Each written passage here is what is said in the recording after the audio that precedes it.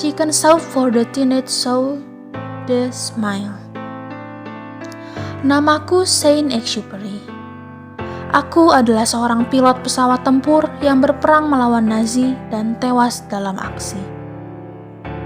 Sebelum Perang Dunia II, aku bertempur dalam Perang Saudara Spanyol melawan kaum fasis. Dalam perang tersebut, aku ditangkap oleh musuh dan dijebloskan ke dalam sel penjara. Aku yakin dari tatapan matanya yang menghina dan perlakuan kasar yang aku terima dari sipir, aku akan dieksekusi keesokan harinya. Aku yakin bahwa aku akan dibunuh.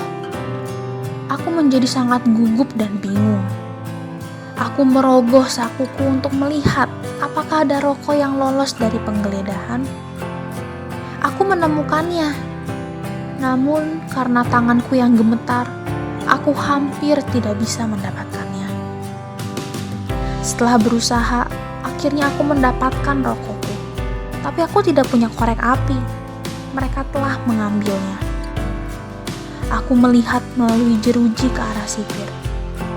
Dia tidak melakukan kontak mata denganku. Lagi pula, seseorang pasti tidak mau melakukan kontak mata dengan orang yang sebentar lagi akan menjadi mayat. Kemudian aku memanggilnya. "Apakah Anda punya korek api?" Dia menatapku, mengangkat bahu dan datang untuk menyalakan rokok. Saat dia mendekat dan menyalakan korek api, matanya secara tidak sengaja terkunci dengan mataku. Saat itu, aku tersenyum. Aku tidak tahu mengapa aku melakukan itu. Mungkin karena gugup, atau mungkin karena ketika Anda mendekat satu sama lain, sangat sulit untuk tidak tersenyum. Bagaimanapun, aku tersenyum. Pada saat itu, seolah-olah percikan melompat melintasi celah antara kedua hati kita, dua jiwa manusia kita. Aku tahu dia tidak mau, tapi senyumku melompat melalui jeruji dan menghasilkan senyum di bibirnya juga. Dia menyalakan rokokku tapi tetap dekat, menatap langsung ke mataku dan terus tersenyum. Aku terus tersenyum padanya, hingga aku menyadari bahwa dia sebagai pribadi dan bukan hanya sipir penjara. Dan tatapannya padaku sepertinya memiliki dimensi baru juga. "Apakah kamu punya anak?" Dia bertanya. "Ya, di sini. Aku mengeluarkan dompetku dan dengan gugup mencari-cari foto keluargaku. Aku juga mulai berbicara tentang rencana dan harapanku untuk mereka. Mataku mulai berkaca-kaca.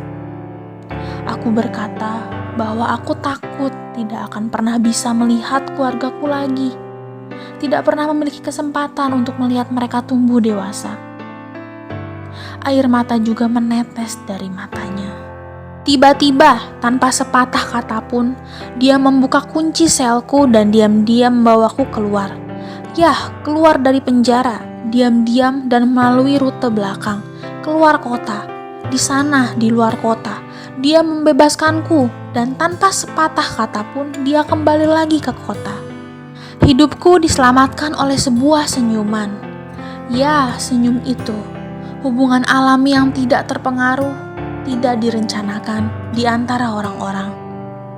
Aku menceritakan kisah ini dalam karyaku karena aku ingin orang-orang mempertimbangkan bahwa di balik semua lapisan yang kita bangun untuk melindungi diri kita sendiri, martabat, gelar, derajat, status, dan kebutuhan kita untuk dilihat dengan cara tertentu.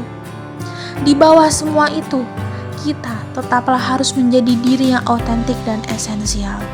Aku tidak takut menyebutnya jiwa.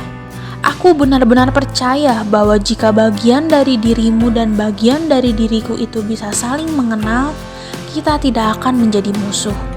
Kita tidak boleh memiliki kebencian, iri hati, atau ketakutan. Aku dengan sedih menyimpulkan bahwa semua lapisan lain itu yang kita bangun dengan sangat hati-hati melalui hidup kita dapat benar-benar menjauhkan kita dari hubungan dengan orang lain. Kisah Saint-Exupéry berbicara tentang momen ajaib ketika dua jiwa saling mengenali. Aku baru saja mengalami beberapa saat seperti itu. Jatuh cinta adalah salah satu contohnya, dan juga melihat seorang bayi. Mengapa kita tersenyum saat melihat bayi? Mungkin karena kita melihat seseorang tanpa semua lapisan pertahanan, seseorang yang senyumnya untuk kita. Kita tahu sepenuhnya tulus dan tanpa tipu muslihat. Dan jiwa bayi di dalam diri kita tersenyum sedih sebagai pengakuan.